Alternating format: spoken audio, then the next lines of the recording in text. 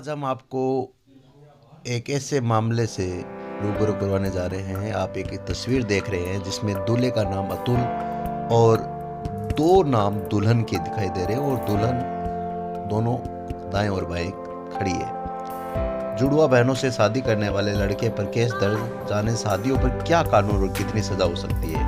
हम आपको बता दें, महाराष्ट्र के सोलापुर में दो जुड़वा बहनों से शादी करने वाले युवक के खिलाफ केस दर्ज हो गया है। अकलज पुलिस थाने ने अतुल नाम के युवक पर यह केस दर्ज किया है। ये केस इसलिए दर्ज किया गया है क्योंकि उसने दो शादियां की है, जबकि हिंदू मैरिज विवाह एक्ट है उसमें पहली पत्नी के जीवित रहते हुए दूसरी शादी नहीं कर सकते। महाराष्ट्र के सोलापुर में शादी का एक अनोखा मामला सामने आया जिसमें जुड़वा बहनों ने एक ही लड़के से शादी कर ली। हैरानी की बात यह है कि यह शादी परिवार वालों की मौजूदगी में बड़े धूमधाम से हुई। इस शादी का वीडियो भी वायरल हुआ। हालांकि इस मामले में पुलिस ने केस भी दर्ज कर लिया। एक लड़के की जुड़वा बहन की संग ये शादी शुक्रवार 2 दिसंबर को हुई। दूल्हा और दुल्हन दोनों के ही परिवार वाले इस शादी के लिए राजी थे। बताया जा रहा है जुड़वा बहनें पिंकी और रिंकी दोनों आईटी इंजीनियर है और मुंबई में रहती है। कुछ समय पहले ही इनके पिता का निधन हो गया। इसके बाद दोनों अपनी मां के साथ ही रह रही थी। पिंकी और रिंकी ने अतुल नाम के युवक से शादी की है। हालांकि इस मामले में अकलज पुलिस थाने ने दूल्हे के खिलाफ केस दर्ज कर लिया गया है। ये केस आईपीसी की धारा 494 के तहत दर्ज किया गया है। केस दर्ज क्यों हुआ ये समझने से पहले हम जान लेते हैं कि शादियों को लेकर कानून क्या कहता है। क्या है कानून? हमारे देश में शादियों और तलाक से जुड़े मामले अलग अलग धर्मों के लिए अलग अलग कानून है। जैसे हिंदुओं की शादी के लिए हिंदू मैरिज एक्ट है, मुस्लिमों की शादी के लिए मुस्लिम पर्सनल लॉ। हिंदुओं के अलावा हिंदू मैरिज एक्ट ही सिख, जैन, बौद्ध धर्म के लोगों पर लागू होता है। 1955 के हिंदू मैरिज एक्ट की धारा 5 में उन शर्तों को बताया गया है जिसमें शादी को वैलिड मानी जाएगी। पहली शर्त यह है कि शादी के समय दूल्हा और दुल्हन की पति या पत्नी जीवित नहीं होना चाहिए। लड़के की उम्र 21 साल और लड़की की उम्र 18 वर्ष से ज्यादा होनी चाहिए।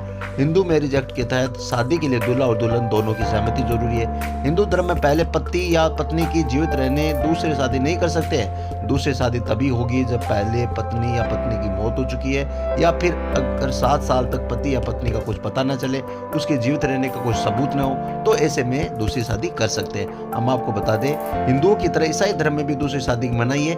ईसाई दूसरी शादी तभी कर सकते हैं जब पति या पत्नी की मौत हो चुकी है।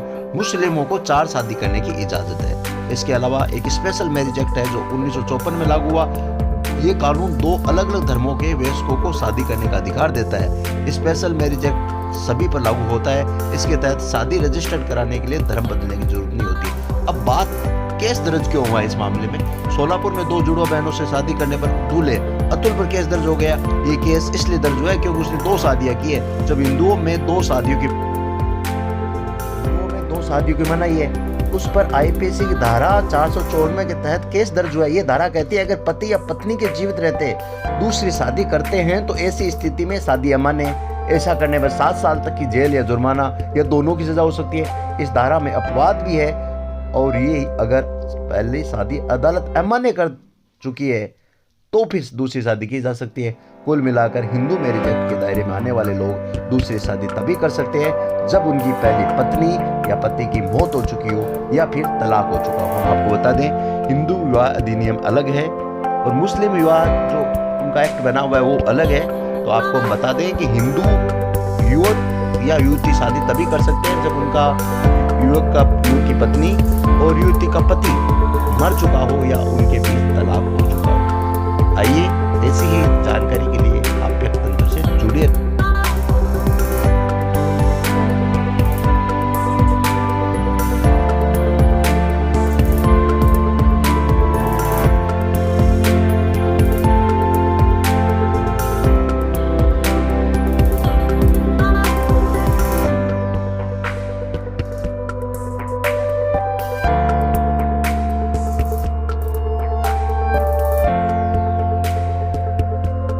Please like, share and subscribe and don't forget to